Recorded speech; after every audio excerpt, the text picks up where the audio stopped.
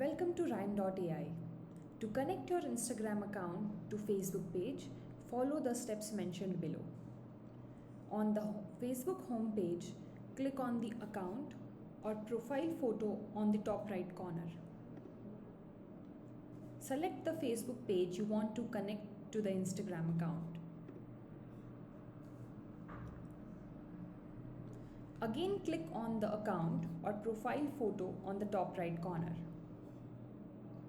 Go to Settings and Privacy. Settings. In the left pane, under Permissions, click on the linked accounts. Click on View against Instagram. Click on Connect Account. Connect. Confirm to connect.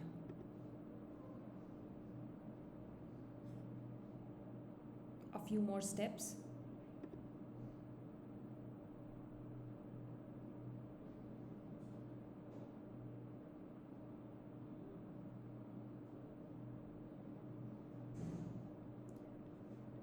Done. Thank you. Hope it helps. Contact Ryme support for any issues. Goodbye.